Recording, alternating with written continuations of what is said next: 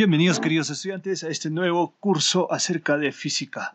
En esta ocasión vamos a hablar del tema de magnitudes físicas y su medición. Recordemos, todos estamos seguros, que en nuestro alrededor, que en nuestro diario, siempre ocurren fenómenos ya sean físicos, fenómenos naturales, fenómenos químicos, fenómenos biológicos. Y para tratar de entender esos fenómenos, nosotros siempre tratamos de obtener ciertas medidas, ¿no? En esta sesión entonces vamos a hablar acerca de esas magnitudes físicas que nos permiten obtener medidas de esos fenómenos que ocurren en nuestro entorno. Para empezar vamos a entender primero el concepto de magnitud. Dice que para tratar de entender el mundo, primero tenemos que cuantificarlo, tenemos que hacerlo números. Una vez que lo hacemos números, esos fenómenos que ocurren a nuestro alrededor, recién podemos entenderlos a cabalidad. Y dice que una magnitud es todo aquello que se puede medir, todo aquello que es susceptible a ser medido. Entonces, en el mundo hay fenómenos que sí se pueden medir y también hay fenómenos que no se pueden medir, ¿no? Entonces, en el mundo hay infinidad de fenómenos que se pueden medir para entenderlo mejor, pero también por el otro lado hay fenómenos que no se pueden medir. Observamos, en esta imagen, observamos una wincha. Esa wincha nos permite obtener una magnitud llamada longitud, ¿no? Y estoy seguro que a día ustedes siempre se han encontrado o si no han tratado de utilizar esta wincha para tratar de realizar alguna medición posible. Ahora, hay otro instrumento que es bastante famoso, en este caso que están viendo en la pantalla. Nos referimos al cronómetro. Este es un cronómetro, ya lo imaginarás, sirve para medir el tiempo. El tiempo es una magnitud, ¿no es cierto? Ahora también hay otro instrumento bastante interesante que día a día nosotros interactuamos. En este caso, mira, observamos la balanza. Y la balanza nos permite obtener la masa de cualquier otro cuerpo, ¿no es cierto? Entonces tenemos ahí otra magnitud que podemos obtener con la balanza, que es la masa. Tenemos otro instrumento de medición que nos permite obtener la temperatura corporal. Entonces, en este caso nos referimos al termómetro. Bueno, estos son algunos de los instrumentos de medición que nos permiten obtener medidas cuantificables, observables de algunos fenómenos que ocurren en nuestro entorno. Y así como decíamos nosotros, en el mundo prácticamente se divide en fenómenos que se pueden medir y fenómenos que no se pueden medir. Por el otro lado, hay fenómenos que no se pueden medir, ¿no? Observa esta imagen. Hay fenómenos que no se pueden medir. Observamos esta imagen. Esta imagen nos hace recordar a quizás cuán emocionados o cuán enamorados puede estar una persona. Entonces tú te imaginarás que los sentimientos no se pueden medir. Desgraciadamente, los sentimientos hasta el momento o al día de hoy, todavía para la ciencia es imposible obtener numéricamente, ¿no? Entonces uno no puede imaginar cuánto le quiere una persona o cuánto puedes quererle a otra persona, ¿no? Es imposible obtener medidas numéricas o cuantificables acerca de los sentimientos. En esta imagen vemos dos personas felices, entonces nos referimos a un fenómeno que se llama felicidad, ¿no? En este caso también, la felicidad es imposible medirla. Es imposible medir la felicidad. Es difícil. No hay un instrumento de medición que puede decirnos que el índice de la felicidad de la persona es tal. El índice de la felicidad de una persona es baja o alta. No hay todavía un instrumento que nos pueda permitir medir la felicidad. Por otro lado, tenemos esta imagen que nos muestra a dos personas que probablemente haya un cierto nivel de odio o cierta actitud repugnante hacia otra persona, ¿no? Entonces tampoco hay un instrumento de medida que cuánto odio le hacemos a una persona o cuánto odio nos tiene cierta persona. Entonces hasta el momento no se permite todavía la ciencia no ha logrado investigar o a excavar algunos conceptos que son netamente dentro de las emociones de cada persona que nos permiten medir las emociones o el odio que tenemos hacia una determinada persona. Y por otro lado tenemos algo cotidiano que nosotros tenemos en la cabecita. Tenemos siempre alguna idea concreta al día a día que existimos nosotros, ¿no? Entonces tampoco las ideas no se pueden medir. No se puede decir que una persona tiene tanta idea o mucha idea o poca idea. Pero el detalle es que las personas tienen ideas. Pero no se sabe si es harta, si es poca, si es mucho, si pesa mucho. No. No hay un instrumento de medida que nos permita realizar dicha medida. Entonces, con eso queda claro acerca de las magnitudes físicas. Es todo aquello que se puede medir, ¿no? Es todo aquello que se puede medir, pero hay algunos fenómenos físicos que no se pueden medir. Hablamos del amor, de los sentimientos, de la felicidad, del odio y de las ideas. Y por otro lado, hay fenómenos que sí se pueden medir, como en la anterior diapositiva, ¿no? Entonces, Cuando nosotros observamos un fenómeno, en este caso el fenómeno va a ser la manzana, ¿no? El objeto que ve en la pizarra, en la diapositiva, ¿no? Nos preguntamos, ¿y qué se puede medir de esta manzana y qué no se puede medir de esta manzana? ¿No? ¿Qué podemos medir en una manzana y qué no? Entonces, tú te darás cuenta que de la manzana nosotros podemos medir ¿qué cosa? Su masa, ¿no? ¿Utilizando qué cosa? Utilizando la balanza. Y no solamente su masa podemos medir o calcular su volumen, ¿no? Se puede medir su volumen, se puede medir la masa de la manzana, ¿verdad? Entonces, hay ciertas propiedades, ciertas características, por ejemplo, que de esta manzana, para conocerlo mejor, necesitamos realizar mediciones. Pero también hay ciertas características que no se pueden medir de esta manzana. A ver, tú ya te imaginarás, ¿qué no se puede medir de esta manzana? No se puede medir, por ejemplo, el sabor, ¿no? El sabor no se puede medir. Entonces, si el sabor es, no sé, si es rico, el sabor no cae bien, entonces hay ciertos fenómenos que ocurren en la naturaleza que no podemos medir. Tú seguramente ya te estás imaginando, hay muchos fenómenos en la naturaleza que no se pueden observar, tampoco que no se pueden medir, que son fenómenos ideales, ¿no es cierto?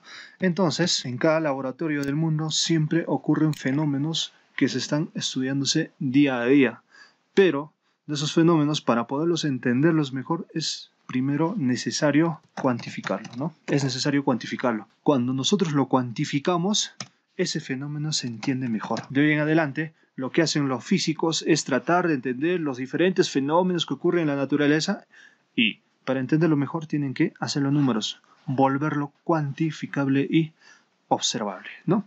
Entonces, hay fenómenos que cuando se miden de dos formas distintas, ¿no? Métodos indirectos y los métodos indirectos de medición. El método directo, ¿en qué consiste? Dice que el método directo es la medición directa, es el resultado de la comparación de la cantidad que se pretende medir con el patrón de medida, ¿no? Es la medición directa.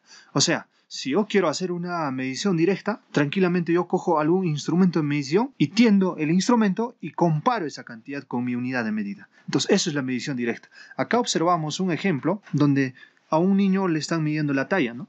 Están midiendo la talla a un niño. En ahí claramente se observa que están utilizando un instrumento de medición. En este caso, el instrumento de medición es esa cinta métrica que está ahí en la pared, ¿no? Ese es el instrumento de medición. Y la señora que está realizando la medición tranquilamente está observando que la medición es directa. O sea, ella misma, con sus propias manos, está realizando la medición.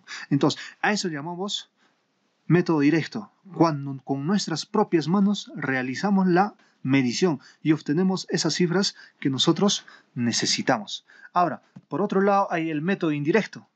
El método indirecto dice que la medición indirecta de una cantidad física es la medición directa de otras cantidades físicas que tiene una relación matemática conocida con la cantidad cuyo valor se requiere determinar.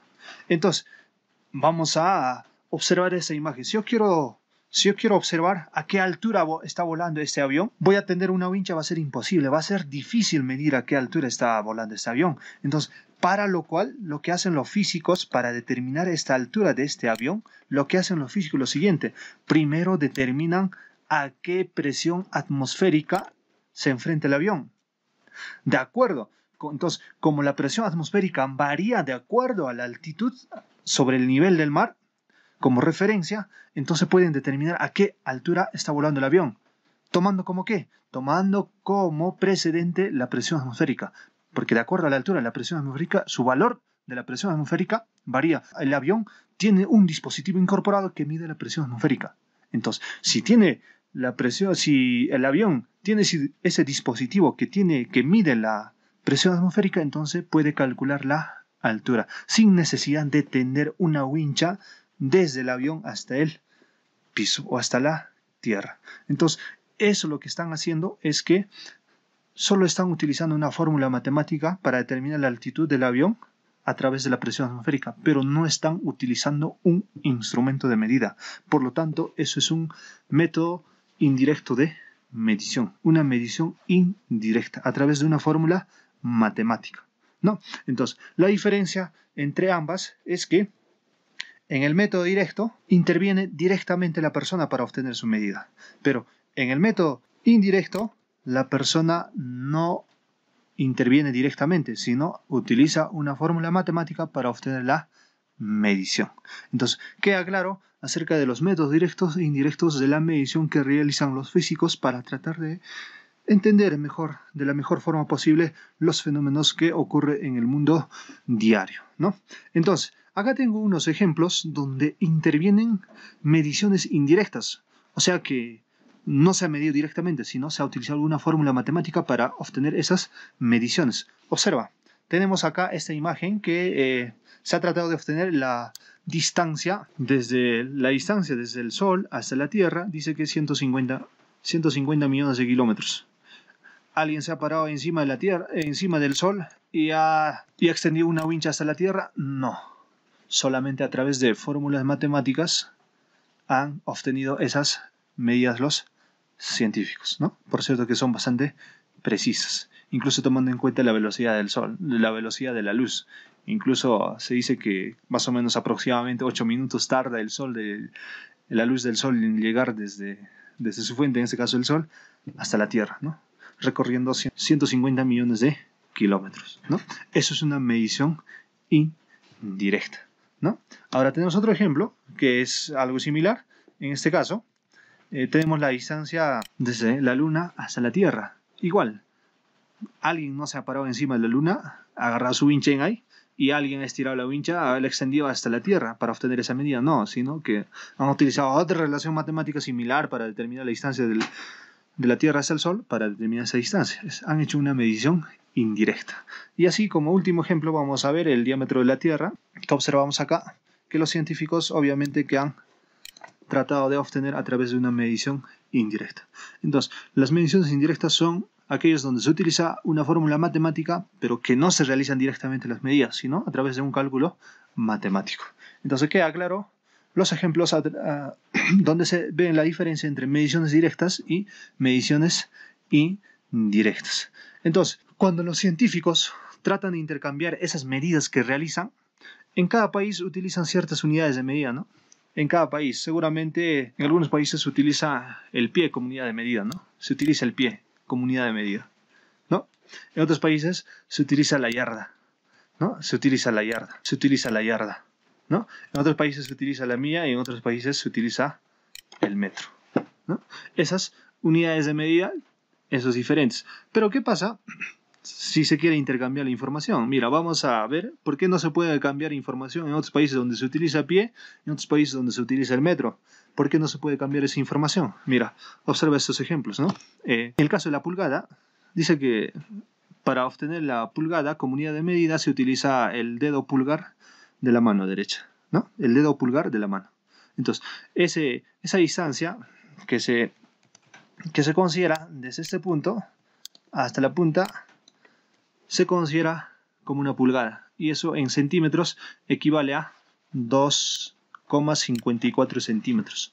2,54 centímetros. En milímetros sería 25,4 milímetros, pero en centímetros es 2,54, ¿no? Una pulgada entonces equivale a 2,54 centímetros, ¿no? Eso equivale a una pulgada.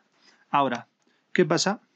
También si nosotros queremos obtener distancias un poquito más grandes, imagínate medir una cancha de fútbol, por ejemplo, con una pulgada, ¿no? Como unidad de medida, te vas a demorar bastante tiempo para tratar de obtener esa medida. Entonces han inventado otra unidad de medida, que es, en este caso, el pie. Han utilizado el pie como unidad de medida. Dice que la unidad de medida del pie equivale a 30,48 centímetros, ¿no? Para hacer medidas un poquito quizás más grandes, ¿no? Entonces, así sucesivamente han utilizado cierta parte o cierta porción del cuerpo humano para tratar de establecer medidas en algunos países antiguamente, ¿no?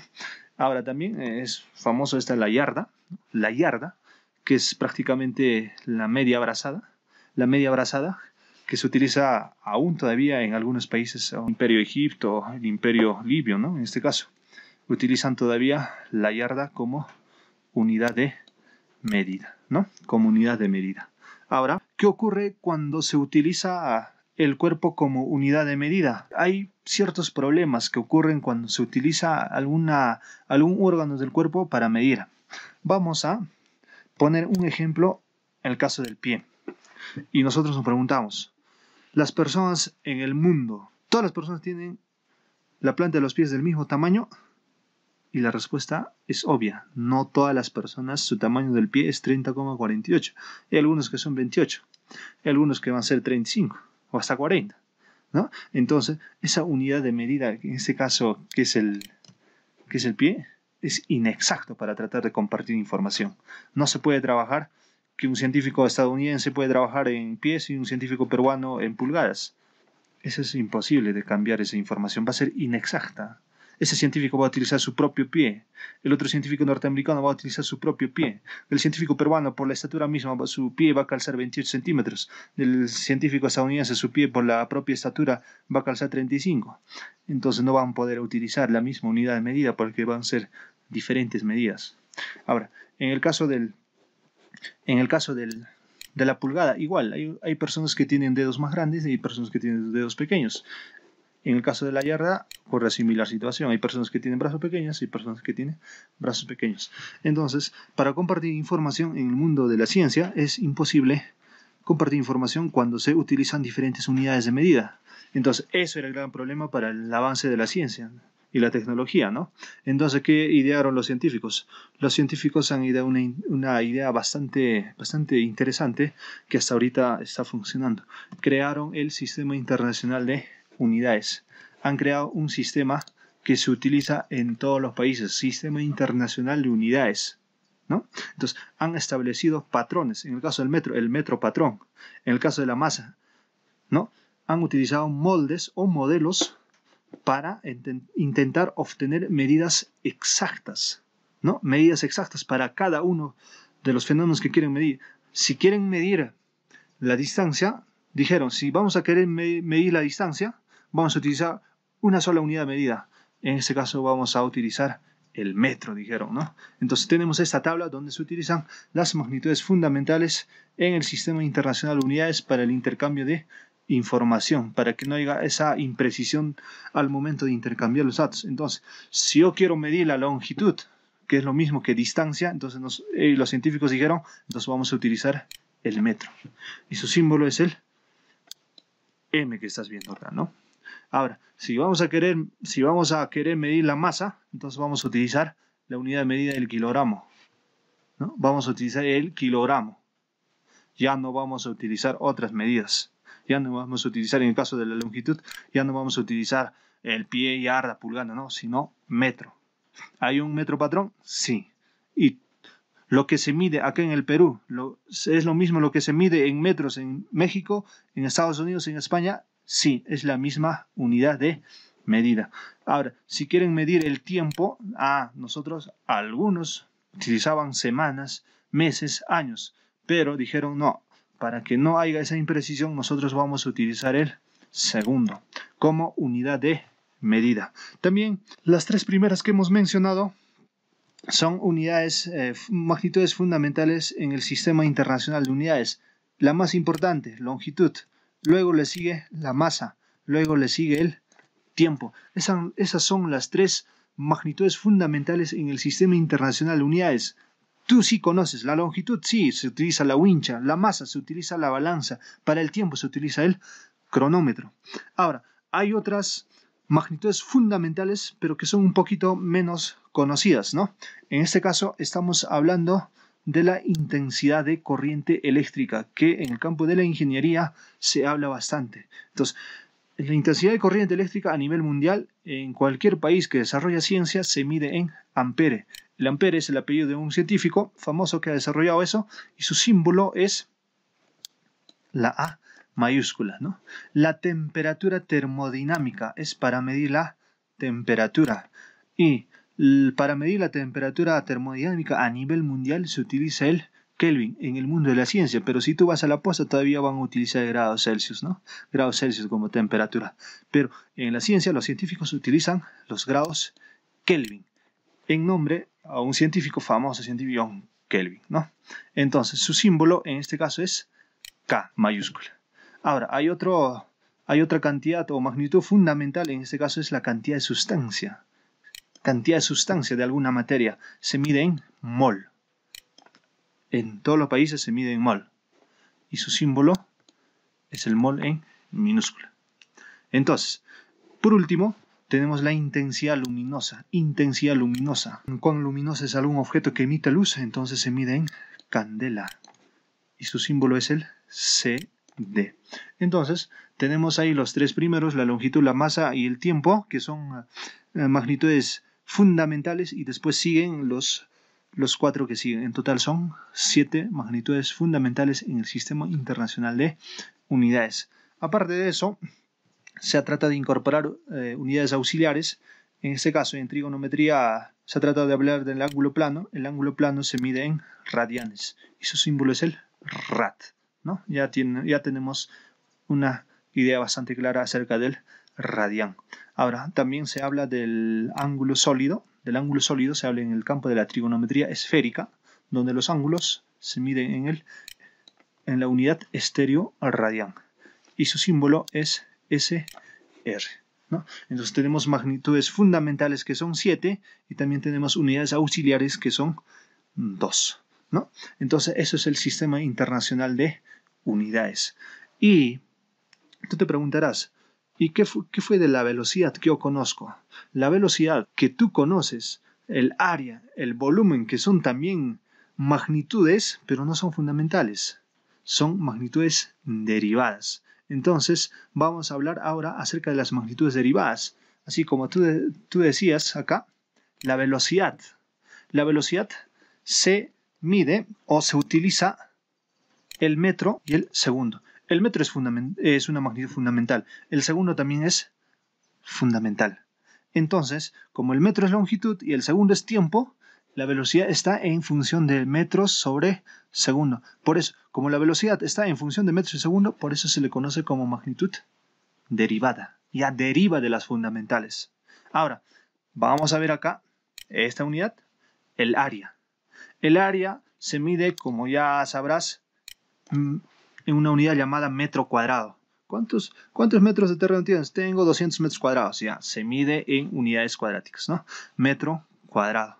Y como el metro es la unidad fundamental de longitud, entonces el área está en función del metro. Por lo tanto, el área es una unidad derivada.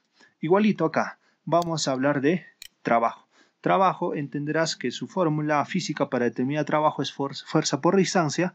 Entonces tenemos ahí las magnitudes derivadas que nosotros tratamos de entender. Y acá en esa parte tenemos los símbolos de cada uno de las magnitudes derivadas. Metro por segundo, metros por segundo al cuadrado, kilogramos por metro por segundo al cuadrado, así sucesivamente. Entonces, queridos estudiantes, las fundamentales, nuevamente vamos a repasar. Las fundamentales son longitud, masa, tiempo, corriente eléctrica, temperatura y cantidad de sustancia, intensidad luminosa. Y sus unidades auxiliares, el radián y el estéreo radián. Ahora, las magnitudes derivadas, la velocidad, la aceleración, fuerza aérea, volumen, densidad, presión y trabajo. No solamente son eso, también existen miles de unidades derivadas que están en función de las magnitudes fundamentales. Entonces, la sesión de hoy día culmina solamente con esta parte del Sistema Internacional de Unidades. Cualquier cosa, cualquier sugerencia, cualquier pregunta, estoy dispuesto a escucharlos. Hasta luego.